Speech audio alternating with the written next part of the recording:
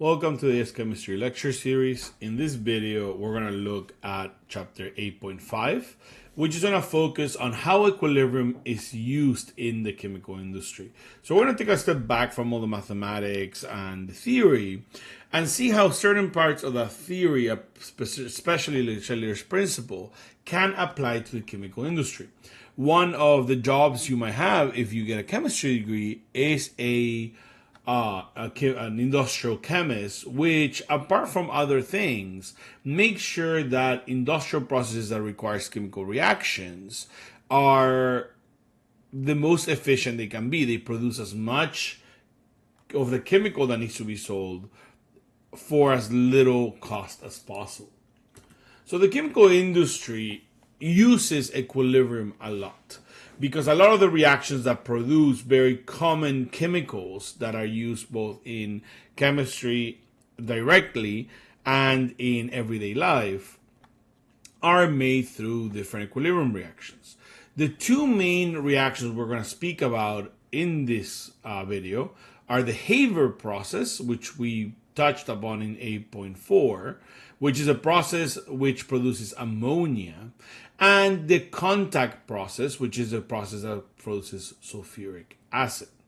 These are important because ammonia is a precursor to a lot of different chemicals. Now, obviously, we use ammonia in everyday life because we use it as a cleaning agent. It's in things like Windex for cleaning windows. But it's also used to make fertilizers. It's used to make certain explosives. It's used to make plastics. Ammonia is used to make a lot of things.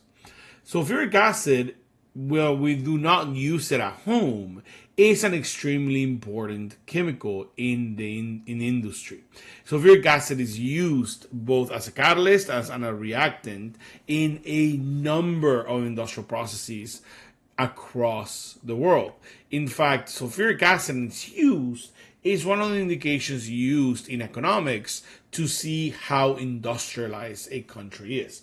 The more sulfuric acid a country uses, the more industrialized that country is. It's one of the key indicators because of how prominent it is in the chemical industry. Now, both of these processes include either one or a whole thing being an equilibrium reaction. So concentration, temperature, and pressure are all things that need to be considered when these processes happen in order to maximize the production of the product. So in order to maximize the production of ammonia or maximize the production of sulfuric acid, we need to look at the concentration, temperature, and pressure we use for the reactions in order to reduce the cost and the risk of making these compounds while maximizing the amount of the compound that we're making. These right here on the right are just some webs that show you the process of making the sulfuric acid at the top and the ammonia at the bottom. You can see these are very complicated processes. You do not need to know these full charts that we see here. This is just to show you how complex making both sulfuric acid and ammonia can be. That being said, we're going to look at a much more simplified version of these processes. But I do want you to see how complex being an industrial chemist can be. Now let's start with the Haber process because we already talked about it. Right? So the Haber process is the process used in industry to make ammonia. It's a simple reaction between nitrogen, which can be pulled from the air, and hydrogen, which can also be pulled from the air. And when they react with each other in a 1-to-3 ratio, they create 2 moles of ammonia gas. Now, this is a completely gaseous reaction. All the reactants and products are gases. And it is also an exothermic reaction, a negative 92 kilojoules per mole.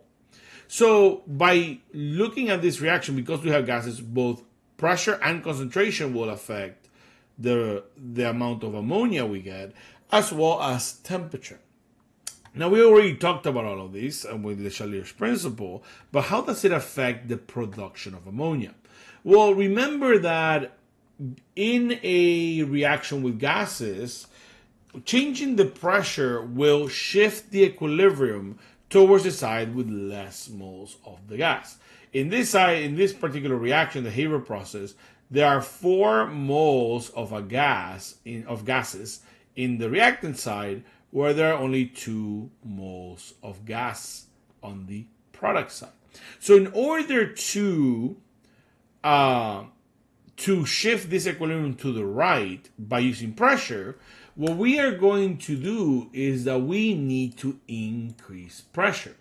Increasing the pressure in the equilibrium is going to shift, maybe a little better. Increasing the pressure of this equilibrium is going to shift our reaction to the right, or equilibrium to the right, giving us more ammonia gas. Now, because of this, because increasing the pressure favors the side with less moles of the gas, which is the ammonia side in this case, and it's going to shift the equilibrium to the left, the Haber process is carried out under high pressures. That being said, there's a limit to how high of a pressure we can make. And this is where you need to start thinking of considerations that we have to have for these processes. One of the considerations for the Haber process is that increasing the pressure will give us more ammonia, but increasing pressure can be costly because of safety concerns. The more pressure is in pipes, the more pressure is in equipment, the more likely that equipment is to crack and explode, which is a safety concern. And so you need better and better equipment the higher the pressure is for making the ammonia. Because of that, then we have a limitation. At what point does the equipment that needed to withstand that pressure cost too much money? So the Haber process is carried under high pressures, but with there being a cost and safety consideration, because high pressures require better equipment that can withstand that pressure. Now, if we shift over to temperature, the Haber process is an exothermic reaction. And if you remember, for exothermic reactions, a decrease in temperature will favor the products in an exothermic reaction. So decreasing the temperature in the Haber process is going to shift the equilibrium to the right, giving us more ammonia. So usually the Haber process is carried out under low temperatures, but we like to say it's carried out under low temperatures for industry. So it's low temperatures for industry. What does that mean?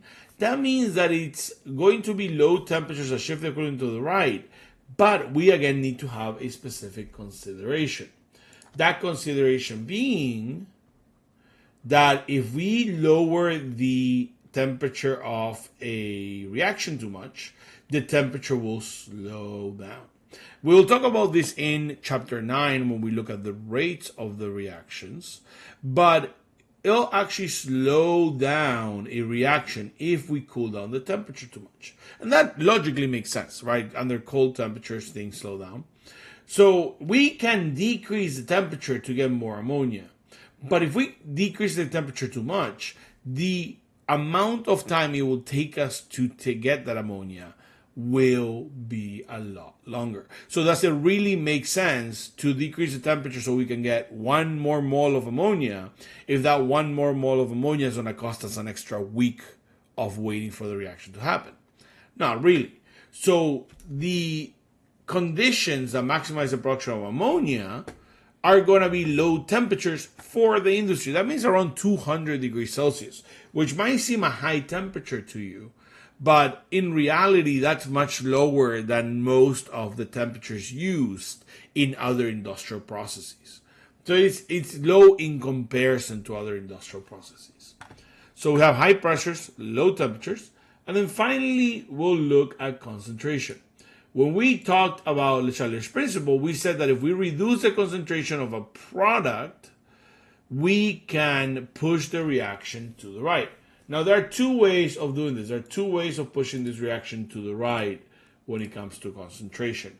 We can push this reaction to the right by removing ammonia or by adding more of the products.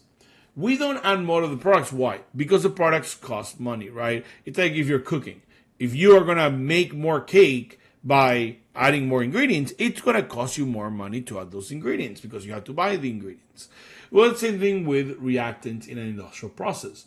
We don't want to increase the concentration of the reactants because at the end of the day, it's going to cost money and it will mess with the pressure.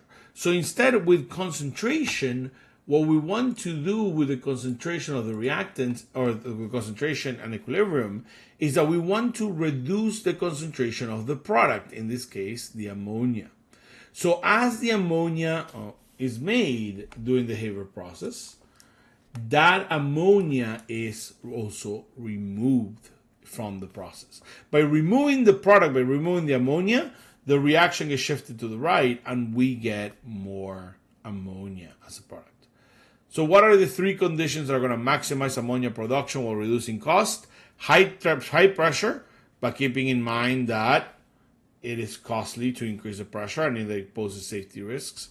Low temperature, relatively to industrial processes, by keeping in mind that a low temperature will decrease or slow down the rate of the reaction, meaning it takes too long if we go too far down, and reducing the ammonia concentration because increasing the reactant concentration would cost money.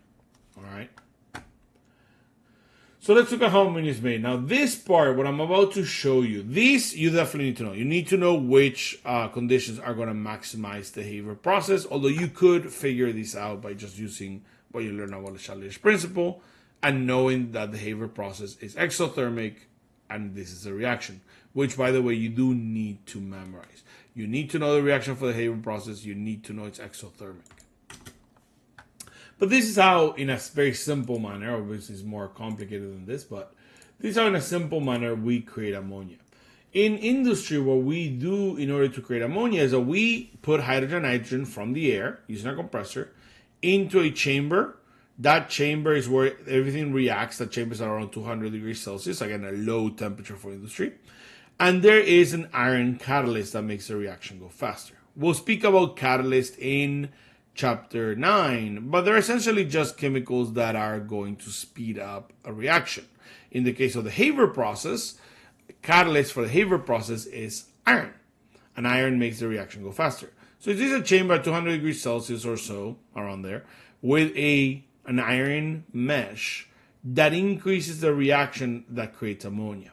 Well, because it's an equilibrium reaction, not only is there ammonia here, there's also going to be some leftover hydrogen and some leftover nitrogen. So the ammonia, the leftover hydrogen, and the leftover nitrogen are all then put into a different condensing chamber. And this is where this is extremely clever. The condensing chamber cools down the mixture to the point that the ammonia liquefies. It's cold enough that the ammonia becomes a liquid and drips out of the bottom of this condensing chamber. However, the hydrogen and the nitrogen, let me use a different color, the hydrogen and the nitrogen are still not at their liquefying point. So the nitrogen and the hydrogen remain gases because they're not cold enough to become liquids, whereas the ammonia has a higher liquefying point and gets turned into a liquid and drips out. The hydrogen and the nitrogen then get recycled back into the main feed line and get fed back into that reaction chamber. What this does is it makes sure that none of these hydrogen and nitrogen reactants are wasted because they're now reused by separating them from the ammonia. So this lowers the concentration of the ammonia, which pushes the equilibrium to the right, and also it reuses the nitrogen and the hydrogen by separating from the ammonia so we don't have to buy an excess of those reactants. So this is a very clever way of making ammonia. Now, you do not need to know this, right? You don't need to know how this setup is made for the Cambridge exam, but it is a good thing to know if you're planning to become a chemist in the future. Because industrial chemistry, apart from being a very, fun career because you get to solve all these problems using chemistry, it is also a very lucrative career. it does make a fair amount of money. So that's the Haber process. That's the process of making ammonia. Let's look now at the contact process. The contact process is the production of sulfuric acid. Sulfuric acid happens to be made in a 3-step process. Out of the 3 steps, only the middle step is an equilibrium process. So how is sulfuric acid made? Sulfuric acid is first made by burning sulfur. Sulfur is mined from the earth. It exists as a natural compound, as a natural element. And so it's mined from the earth and then it is melted. The melted sulfur then reacts with oxygen in a regular reaction or an equilibrium reaction to make sulfur dioxide. This actually happens in nature. There are specific volcanoes around the world which still sit on large sulfur deposits. And so when that volcano erupts and when magma comes out of it, these are called cerulean or blue volcanoes. Blue volcanoes, instead of having that typical red magma that you see, have blue lava. This blue lava happens because of the high concentration of sulfur in the rock in the earth around the volcano. The sulfur, when it burns to make sulfur dioxide, actually burns blue instead of burning red, like most rocks. And so we get this blue lava, very cool effect. Now, the air around these volcanoes are poisonous because sulfur dioxide is dangerous. It can trigger asthma. Not to mention that the sulfur can combine with lakes around it, which create high concentrations of sulfuric acid in those lakes. So these are very dangerous areas around the world, but they provide some beautiful views. Now, sulfur reacting with oxygen creates sulfur dioxide. That's the first step of creating sulfuric acid. We create sulfur dioxide from burning liquid sulfur, which gives us this blue flame. In step 2, which is the equilibrium step, we're going to grab sulfur dioxide that we just created, react it with even more oxygen, so we further oxidize it. This is a redox reaction. And we create sulfur trioxide gas. Now, this is an equilibrium reaction. Again, it's an equilibrium reaction that contains nothing but gases. So this is the step that we're going to look to optimize when it comes to the contact process through Le Chatelier's principle. And then finally, the sulfur trioxide that's created in that equilibrium process is then reacted with water to create the sulfuric acid. This process can also happen in nature, and like I said, it causes sulfuric acid in rain when it occurs in nature, which acidifies rain, but not to the point of creating dangerous acid rain. Acid rain is created because this process gets accelerated by the burning of fossil fuels and the nitrogen compounds that it creates. And we'll talk more about that in chapter 15. But for now, let's focus on this step 2, the equilibrium step of the contact process. You do need to know the 3 steps of the contact process. You do need to know these 3 reactions and how we turn sulfur all the way to sulfuric acid through these 3 reactions. But let's focus on step number 2, which is the one we're going to make the most efficient through Le Chatelier's principle. Now, I'm going to start this by saying that this is a completely gas reaction, meaning that it will have pressure affected. So pressure, temperature, and concentration will all affect this process. And it is an exothermic reaction just like the Haber process. The reaction has more moles of the gas on the left side than the right side. And it's exothermic just like the Haber process. Meaning that the conditions to maximize the contact process are actually identical to the conditions to maximize the Haber process. We have high pressures, low temperatures, and we have to reduce the SO3 concentration. So SO3 instead of ammonia, but same idea. We have to reduce the concentration of the product. So the conditions that are going to maximize the sulfuric acid production in step 2 of the contact process are the exact same as the conditions we use to maximize the Haber process. So let's look at this.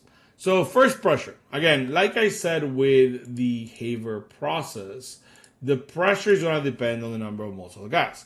On the reactant side for this step 2 of the contact process, we have 3 moles of gas, 2 of sulfur dioxide, 1 of oxygen. And on the product side, we have 2 moles of gas with the 2 moles of SO3. Because of this, by increasing the pressure, we're shifting the equilibrium to the right according to Le Chatelier's principle, because we're going to move to make less moles of a gas, which will lower the pressure. So increasing the pressure favors the side of the least moles of gas, which in this case is the right side. And so the concentration of sulfur trioxide being made is going to increase. But we again need to take into consideration that increases in pressure can be costly, as you need stronger equipment, which costs more money, to withstand those high pressures. And so it is going to be a high pressure, but with the consideration that the pressure cannot be too high or you're going to need very expensive equipment. So it is a balancing act between the high pressures and the cost of the equipment. Secondly, we can do our temperature. Again, because this is a exothermic reaction, in order to increase the yield of the products, in order to shift this equilibrium to the right, we need to decrease the temperature for an exothermic reaction. So a decrease in temperature will shift the equilibrium to the right, making more sulfur trioxide. But again, that is going to have to be balanced out with the fact that decreasing the temperature of the reaction is going to slow down the rate of the reaction, meaning that it's going to not happen as quickly. So we again do this under low temperatures for the industry, meaning it's not low temperatures in below zero, it's low temperatures as in 200 degrees Celsius, 300 degrees Celsius, which are low for industry. This shifts the equilibrium to the right, but it does not slow the reaction so much that it takes us a long time to get those products. And finally is the reduction of the concentration of SO3. SO3 in the third step, if we go back, SO3 in the third step of the contact process reacts with water to create sulfuric acid. So how do we decrease the concentration of the SO3 in order to increase the production of the SO3? In order to push this equilibrium to the right, we remove the SO3 by absorbing it into water. Essentially, what we are going to do is that if we reduce the concentration, of the SO3 by absorbing it into water, by reacting in step 3 into water, the equilibrium can be pushed farther to the right because the SO3 is being removed. Essentially, step 2 happens over a giant batch of water. Now, it's not pure water, it's actually sulfuric acid, because pure water will create too much of an exothermic reaction. So this reaction actually happens in a chamber. Oops. Let me actually do this. So this reaction happens in a chamber. Sorry about that. In a chamber where the reactants get pumped in, so the SO2 and the oxygen get pumped into the chamber, but in the bottom of the chamber, there is sulfuric acid in the aqueous form, meaning there's around a 95% sulfuric acid solution in the bottom. So that's 95% sulfuric acid, 5% water. And it depends on the industry what these exact ratios are. Some is 97% and 3%, but it's some high concentration of sulfuric acid. So above this whole thing, what happens is that the SO2 and the O2 react in this equilibrium reaction to make the SO3 gas, and these are all gases. And because this happens over water, that SO3, or high concentration of sulfuric acid, that SO3 reacts with the water in the mixture at the bottom, creating H2SO4, meaning that the concentration of the sulfuric acid in this solution increases. And so what they do is that they'll pump the sulfuric acid solution in, and then as it gets more concentrated, they pump it out and use it. Why, again, are we using not just pure water? Using pure water would create a really exothermic reaction, and the sulfuric acid would actually become a mist because of how much energy is released. And sulfuric acid mist, not only is it hard to collect, it's extremely dangerous. So they use higher concentrations of sulfuric acid, have the sulfur, the trioxide, react with the water in that mixture of sulfuric acid and water. It makes for a less exothermic reaction, and so that sulfuric acid mixture might go from being 95% when it comes in, 95% sulfuric acid and 5% water, to being something like 99% when it comes out. So it's 99% sulfuric acid, 1% water. And so they can sell the sulfuric acid and then recycle it to do this. Add some water to it, recycle it, and then keep this process going. That's how sulfuric acid, that's how we reduce the concentration of the sulfur trioxide in the second step of the contact process in order to reduce risk, but increase the concentration of SO3 made by shifting the equilibrium to the right. All right. So let's say that's the contact process. The contact process and the Haber process are two of the most important industrial processes in chemistry, and they're how we make or how we use Le Chatelier's principle to maximize these industrial processes. There are hundreds of other industrial processes that use this principle, but the contact process and the Haber process are the two that are in your curriculum for chemistry. So do make sure that you know the 3 steps of the contact process, as well as their conditions that maximize it and what the considerations are as far as cost and danger and rate of reaction.